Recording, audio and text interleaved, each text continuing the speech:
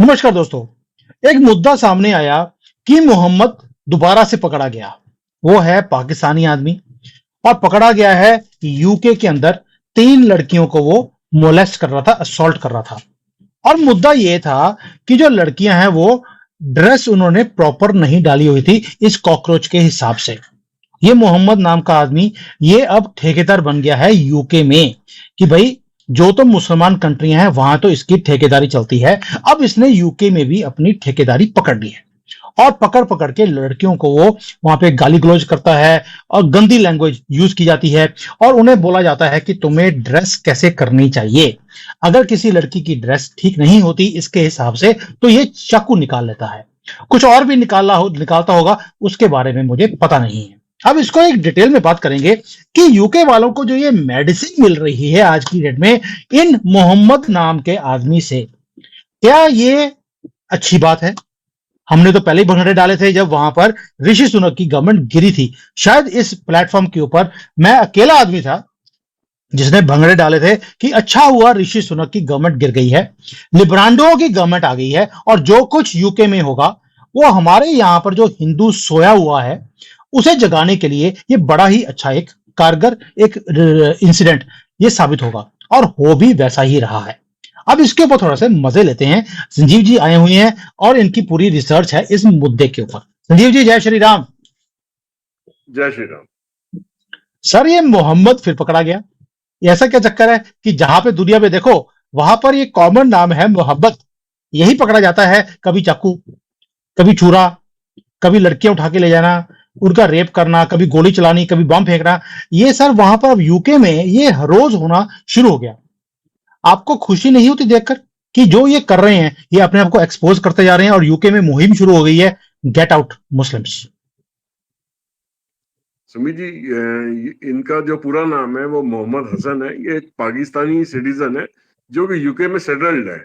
और ये ब्रैम्पटन की घटना हुई है जहां पे इन्होंने 3 यंग लेडीज को सिर्फ इसलिए असॉल्ट करा, सिर्फ इतनी इसलिए बदतमीजी करी, इसलिए उनके साथ गाली गलौज करी कि इनके हिसाब से उन्होंने जो कपड़े पहने हुए थे वो ठीक नहीं थे।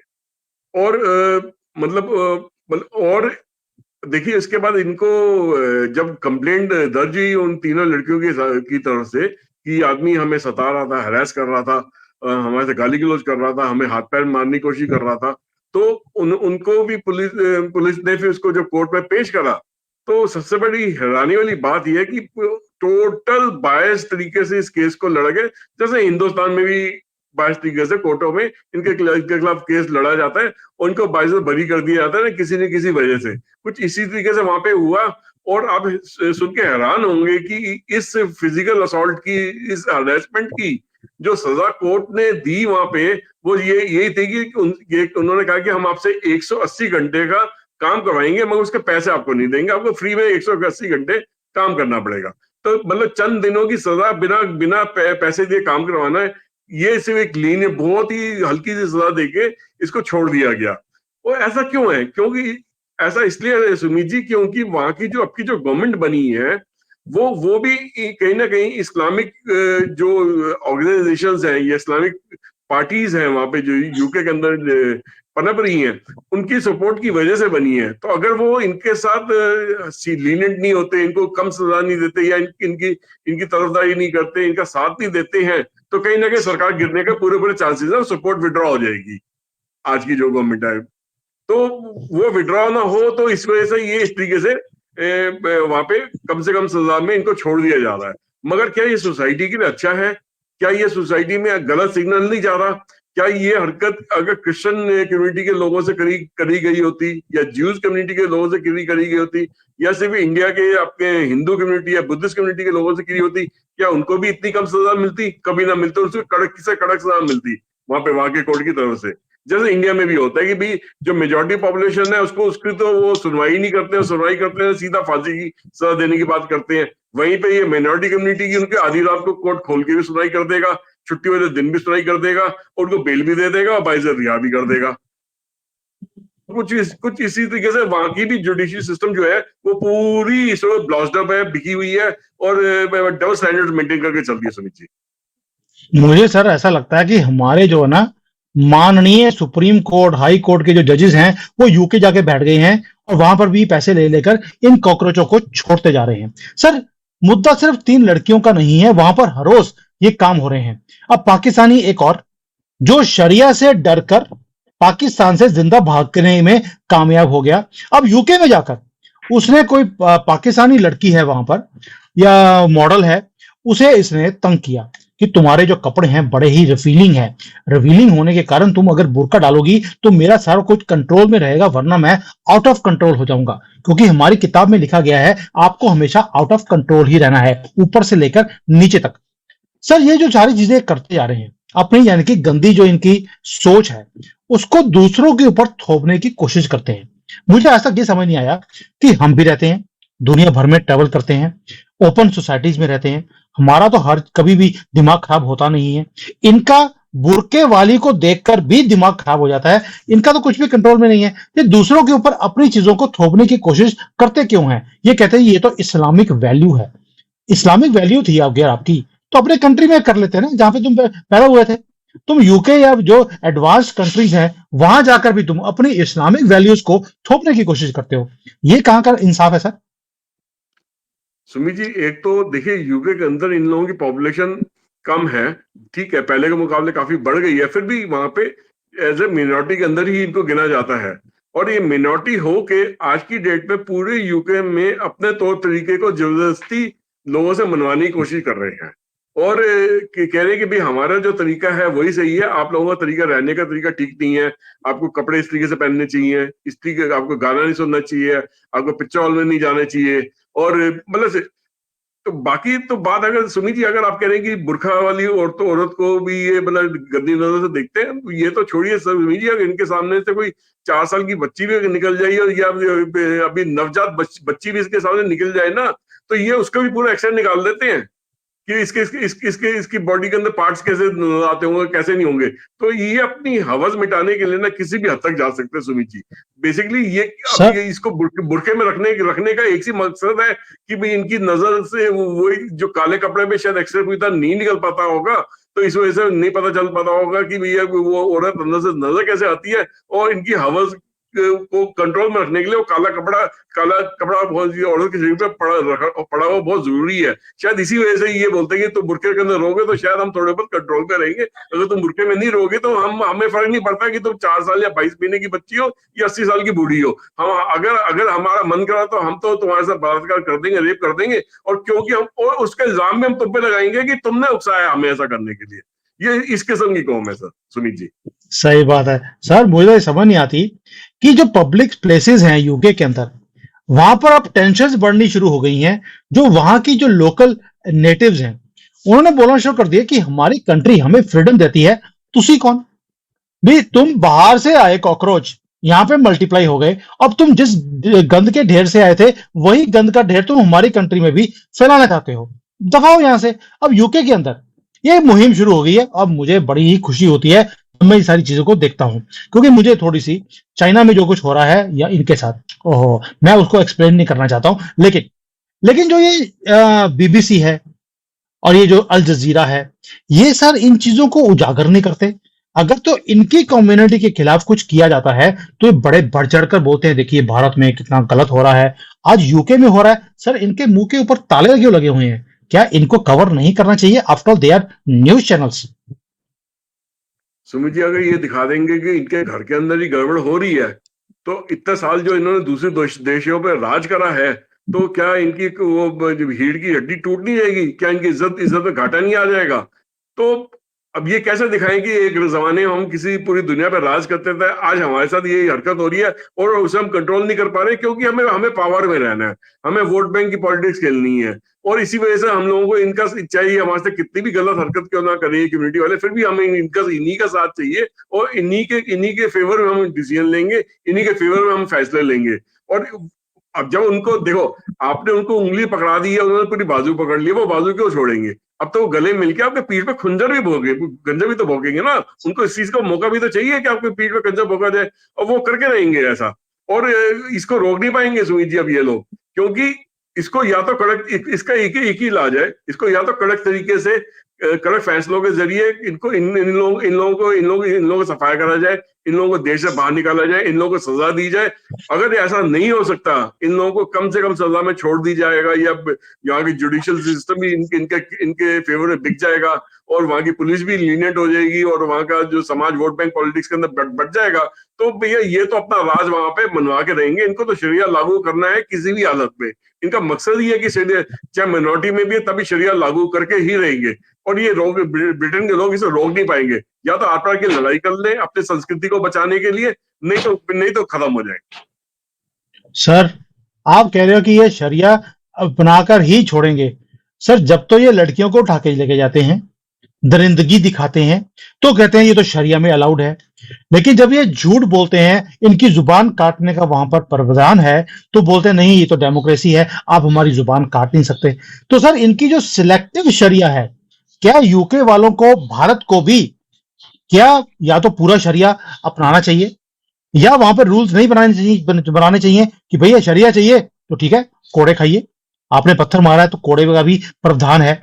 सर, ये मुस्लिम कंट्रीज में तो पत्थर मारते नहीं उठाकर, जो डेमोक्रेटिक कंट्रीज होती हैं वहीं पर जाकर पत्थर मारते हैं, फिर बोलते हैं जी ये तो डेमोक्रेसी है, आप हमें कुछ कर नहीं सकते। ये डबल स्टैंडर्ड्स, हमारा जो लॉ सिस्टम है उसके अंदर ये खत्म नहीं होना चाहिए क्या, भारत के अंदर भी, यूके के अंदर भी, और बाकी डेमोक्रेटिक कंट्रीज के अंदर भी? सुमित जी, इनका तो बेसिक रूल है कि जहां पे इस्लाम नहीं है वहां पे इस्लाम लेके जाना है। तो उनका उनका उनका तो मकसद पूरा जाहिर है कि भैया वो क्या करना चाहते हैं। वो बेसिकली पूरी दुनिया को इस्लाम में बदलना चाहते हैं। उसके लिए उनको कुछ भी करना पड़े, अगर अगर अगर तो वो आराम से कर सकते हैं, जोर जबरदस्ती कर सकते हैं, बिना बिना दबाव के कर सकते हैं, तो वो करने की कोशिश करेंगे। वो लव जिहाद का भी फायदा उठाएंगे। वो आपके कानून के अंदर जो लूप होल्स है उनका फायदा उठाएंगे। वो आपके कानून कानून की धज्जियां भी उड़ाएंगे। मगर जहां पे आप उनसे सख्ती से पेश आओगे, वो विक्टिम कार्ड भी प्ले करेंगे, बोलेंगे मार दिया, बर्बाद कर दिया, हम तो यहाँ पे सिर्फ अपना अपने अपने मजहब को फॉलो कर रहे थे। तो वो हर तरीके से वो इस चीज को, अपने मजहब को, अपने तरीकों को अपनाने की कोशिश करते हैं। उसके पीछे मकसद सिर्फ एक ही है कि पूरी दुनिया में इस्लाम और शरिया लॉ लागू होना चाहिए, और सब लोग इस्लाम रीजन में धीरे करके कन्वर्ट हो जाए। मगर अब उसको रोका कैसे जाए? या तो चाइना का तरीका अपनाया जाए, जिस तरीके से चाइना में सख्ती कर रखी है, या इंडिया के अंदर जो ये अगर ये सख्ती नहीं करी गई तो पता चलेगा आने वाले दिनों में इंडिया के अंदर भी ये चीज लागू हो जाएगी। या यूरोप के अंदर अब जैसे गड़बड़ी हो फैल रही है चारों तरफ, वो लोग अब इन लोगों को बाहर निकालने की कोशिश भी कर रहे हैं, इन पे सख्ती भी करने की कोशिश कर रहे हैं। मगर पूरी तरीके से अभी भी वहां पे जिस लेवल की सख्ती होनी चाहिए शायद नहीं हो पा रही है। छोटे छोटे पॉकेट्स में कुछ ना कुछ हरकतें हो रही हैं, मगर वो भी शायद इस चीज को रोकने में नाकामयाब हो रहे हैं। अब इसका इलाज एक ही है कि इसके इलाज सुनी जी, अब एक ही बचता है कि फाइट ऑफ सिविलाइजेशन जिसे कहते हैं ना, वो जिस दिन हो जाएगी कि मतलब दो दो अलग रिलीजन में, दो अलग सिविलाइजेशन में, दो अलग अलग विचारधारा में जिस दिन लड़ाई हो जाएगी, तो उसमें से जो जीत के सामने आएगा वो दूसरे हावी हो जाएगा। वो चीज वही एक आर पार की लड़ाई जब तक नहीं लड़ी जाएगी, इस चीज को काबू नहीं करा जा सकता। सर, आपकी तो न्यूमरोलॉजी में आपने पहले बोल दिया 2030 और 32 के बीच में इनका कॉकरोचों का पेस्ट कंट्रोल पूरी दुनिया में होने वाला है। लेकिन सर, इन कॉकरोचों को, जो लेफ्ट विंग है, लिब्रांडो जिसको बोलते हैं, आपको नहीं लगता कि जो लिब्रांडो हैं वो इनकी आइडियोलॉजी को प्रमोट करते हैं, सपोर्ट करते हैं, इनके साथ खड़े हो जाते हैं जब ये गलत भी होते हैं? वेस्ट बंगाल में देखिए, अब सारे लिब्रांडो उनके साथ खड़े हो गए। यूके में इतना कुछ हो रहा है, वहां पर भी लिब्रांडो ही इस कॉकरोचों के साथ वहां पर खड़े हैं। आपको नहीं लगता कि ये जो लिब्रांडो हैं, ये तो इस्लामिक जो रेडिकलाइजेशन है उससे भी ज्यादा खतरनाक है? ये अपना जो फायदा है, क्योंकि इनको पैसे मिलते हैं ये सारी चीजें करने के लिए, ये उसको देखते हैं, नेशनल इंटरेस्ट, वो कहते हैं भाड़ में गया, जेब में पैसे आने चाहिए। क्या लिब्रांडो इनसे ज्यादा खतरनाक नहीं है, और उन्हें पहले कंट्रोल में नहीं करना चाहिए? बिल्कुल करना चाहिए सुमित जी, क्योंकि लिब्रांडो का जो बेसिक मकसद होता है सिर्फ पैसा कमाना होता है। वो पैसा कमाने के लिए ऐसे लोगों को हमेशा साथ में लेके चलता है जो लॉ एंड ऑर्डर को नहीं मानते। और ये इस कम्युनिटी के जो लोग हैं वो किसी भी किस्म के लॉ एंड ऑर्डर को नहीं मानते किसी भी देश में, और आपस में भी लड़ते हैं, और दूसरे देश में जाके दूसरी कम्युनिटी के साथ भी लड़ते हैं। जब उन्होंने लॉ एंड ऑर्डर को मानना ही नहीं है, तो वो लिब्रांडो के सबसे बड़े फायदेमंद के लोग होंगे, क्योंकि वो किसी ना किसी लेवल पे करप्शन और डिस्टर्बेंस फैलाने में कामयाब रहते हैं इनके जरिए में। और अगर जिस देश में डिस्टर्बेंस भी ज्यादा रहती है, करप्शन भी ज्यादा रहती है, मारपीट भी ज्यादा रहती है, और वहां पे माहौल हमेशा टेंस रहता है, तो उस देश की तरक्की कहाँ से हो सकती है? नहीं हो सकती ना। तो वो बेसिकली लिब्रांडो को उस टाइप के सिस्टम में पनपने का ज्यादा मौका मिलता है, जहां पे वो सिलेक्टिव तरीके से कुछ किसी न किसी डिपार्टमेंट को इस्तेमाल करके अपनी जेबें भर सके, करप्शन कर सके, और लोगों का नजर उन पर ना जा सके। वो हमेशा सुबह से शाम तक यही सोचते में अपनी जिंदगी बिता दें कि भी ये कल हमारे साथ क्या होगा, कल का सूरज देखने को मिलेगा नहीं मिलेगा, कल की रोटी कहाँ से आएगी, महंगाई बढ़ेगी घटेगी, शेयर बाजार उठेगा गिरेगा, या फिर कल यहाँ पे बारिश ज्यादा होगी कम होगी, बाढ़ आएगी सूखा होगा। तो मतलब वो उल्टे सीधे कामों में उल्टे अपना दिमाग को 24 घंटे मतलब बनाए रखें और इनकी तरफ ध्यान ना दें, और वो उसी चीज का फायदा उठा के पीछे इतने बड़े बड़े कांड करे जाते हैं, इतने बड़े करप्शन के कांड करे जाते हैं। जैसे 10 साल की जो कांग्रेस की गवर्नमेंट थी, आप याद कीजिए कितने करप्शन केसेस हुए थे, कोई लाइन लग गई थी और करप्शन केसेस की। पूरा पूरा हिंदुस्तान का जो कॉफर था वो उन्होंने पूरा साफ कर दिया था, यहाँ पे कुछ नहीं छोड़ा था ट्रेजरी के अंदर। क्या हालत हो गई थी, फ्रेजाइल 5 के अंदर थे सुमित जी उस टाइम पर, आज हम टॉप 5 के अंदर आ गए हैं। तो एक सरकार जो एक सॉलिड मकसद के साथ कंट्री में आती है, कंट्री को आगे लेके जाने के लिए आती है, और वो लॉयल्टी रखती है, और उनके अंदर देशभक्ति भावना कूट कूट के भरी होती है, इस टाइप के एनवायरनमेंट में लिब्रांडो नहीं पनप पाते सुमित जी। और शायद पिछले 10 सही साल बात में है। इनको पनपने के लिए काफी तकलीफ हुई है। अब की बार थोड़ी सी मोदी सरकार बैकफुट पे आई है, थोड़ी कम सीटों के साथ में, तो ये कितना सिर उठा के शोर मचा के अपनी गड़बड़ी फैलाने की कोशिश कर रहे हैं। देखिए अब वही चीज ब्रिटेन में हुई है, वही चीज फ्रांस में हुई है, कि जो वहां की सरकार है इन लोगों की सपोर्ट की वजह से ही चल रही है। तो ये तो वहां गड़बड़ फैलाएंगे ही, और वो चाहे माने ना माने, इनको लिब्रांडो इनका पूरा साथ देकर उस पूरे देश के अंदर गड़बड़ी फैलाने में कामयाब हो जाएंगे। सर मैंने एक चीज नोट करी है यूके के अंदर, जो हिंदुस्तान में नहीं है। वहां पर इन मोहम्मद नाम के कॉकरोचों ने जैसे ही वहां पर गंद डालना शुरू किया, वहां के जो नेटिव्स हैं, जो वहां के रहने वाले लोग हैं, वो सड़कों पे आ गए हैं, और वो उसी भाषा में इनको जवाब दे रहे हैं जो भाषा ये समझते हैं। अगर इन्होंने एक आदमी को, एक लड़की को चाकू मारा है, वो 3 कॉकरोचों को चाकू मार देते हैं। अब वो जेल में जाने के लिए तैयार हैं, लेकिन अपने कंट्री को अपने हाथ से फिसलता हुआ वो देखना नहीं चाहते। ये अगर सड़कों पे आते हैं हर एक फ्राइडे को, उन्होंने भी हर एक संडे को चर्च के बहाने सड़कों पे आना शुरू कर दिया। सर आपको नहीं लगता कि यूके हमें रास्ता दिखा रहा है कि इनको कैसे बांधा जाए? बेशक उनके खिलाफ मीडिया है, कोर्ट्स हैं, गवर्नमेंट है, लिब्रांडो है, लेकिन वो हट नहीं रहे। वो कहते हैं हम अपनी कंट्री को बचा कर रहेंगे, हम यहां पर इस्लामीकरण नहीं होने देंगे। सर वो अपनी वेस्टर्न वैल्यूज को छोड़ना नहीं चाहते, अपनी फ्रीडम को छोड़ना नहीं चाहते। क्या भारत में हिंदुओं को अकल नहीं आती ये सब कुछ देखने के बाद, कि देखिए अपने कंट्री के लिए, अपने मजहब के लिए, अपने कल्चर के लिए खड़े होना कितना जरूरी है? सुमित जी, बंगाल में हिंदुओं ने थोड़ी सी इसकी झलक तो दिखाई है ममता गवर्नमेंट के खिलाफ, मगर वो शायद कुछ ही दिन की थी। लगातार ये चीज पूरे देश में होनी चाहिए, हिंदू को संगठित होना पड़ेगा, और देश में जहां भी गड़बड़ी हो रही है उसके खिलाफ आवाज उठानी पड़ेगी। अब राजस्थान में जो हुआ है, क्या हिंदू उसके खिलाफ इकट्ठा हो रहा है? थोड़ा बहुत हो रहा है, जिसको जितने लोगों के हिसाब से इकट्ठा होना चाहिए, तो शायद नहीं हो पा रहा। ना ही सोशल मीडिया पे आके उसकी अपनी आवाज उठा रहा है, ना ही प्रिंट मीडिया में उसके बारे में कुछ ज्यादा बोल रहा है। मगर कितनी ज्यादा गड़बड़ी हुई है राजस्थान के अंदर, वेस्ट बंगाल में कितनी सारी ज्यादा गड़बड़ी हुई है। तो इनका इनका ठीक है, वो मुहिम शायद मुझे ऐसा लगता है कि छिड़ गई है, और ये बंगाल से ही शायद छिड़नी थी, और ये धीरे धीरे आगे अब आगे बढ़नी चाहिए, ये रुकनी नहीं चाहिए, और मुझे उम्मीद है कि ये बढ़ेगी। अब जैसे देखिए केरला में जो मॉलीवुड है, या तमिलनाडु में जो टॉलीवुड है, वहां पे अब लेडीज सामने आ रही हैं, वो बोल रही है कि हाँ ये इस एक्टर ने इस लोग इसी तरीके के लोगों ने जो पावर के अंदर है उन्होंने हमारी बदतमीजी करी, हमारे से खिलाफ बोले। तो एक मुहिम वहां भी शुरू हो गई है, एक जुलूस निकलना वहां भी शुरू हो गया। तो धीरे धीरे लोग अपनी आवाज उठा रहे हैं, आवाज किसी भी तरीके से उठाई जाए, वो जब संगठित आवाज हो जाएगी पूरे देश की, तो ऐसे एनवायरमेंट में इन लिब्रांडुओं का जीना आराम हो जाता है। वो चाहते ही नहीं है कि लोग एक संगठित हो, वो चाहते ही नहीं लोगों के अंदर देशभक्ति की भावना, वो चाहते ही नहीं है कि भैया ये लोग इकट्ठे एक आवाज में, एक सुर में आवाज उठाएं, और जैसे वो एक सुर में आवाज उठाएंगे, ये लोग आपको दुम दबा के भागते हुए अपने बिलों में वापस जाते हुए नजर आएंगे। बिल्कुल सही कह रहे हैं कि हमें ही संगठित होकर बाहर निकलना पड़ेगा, अपनी आवाज उठानी पड़ेगी, तभी कोई सुनवाई करेगा, हमारी बात सुनी जाएगी। वरना जो आज यूके में हो रहा है, झलक दिखनी शुरू हो गई है। वेस्ट बंगाल में क्या हो रहा है, बांग्लादेश में क्या हुआ है, हमें दिख रहा है। अगर अपने फ्यूचर को बचाना है तो हमें अपनी आवाज उठानी पड़ेगी, हमें भी बाहर निकलना पड़ेगा, और उसके बिना कोई चारा ही नहीं है। थैंक यू सर, बड़े डिटेल में आपने डिस्कस किया आज ये मोहम्मद नाम के आदमी का जो पूरा किस्सा था, तो मजा आया। आपकी जो रिसर्च है वैसे ही बड़ी जबरदस्त होती है। Thank you so much. अगले चर्चा में करेंगे एक और बड़े ही इंपॉर्टेंट मुद्दे तक। तब तक जय श्री राम। जय श्री राम।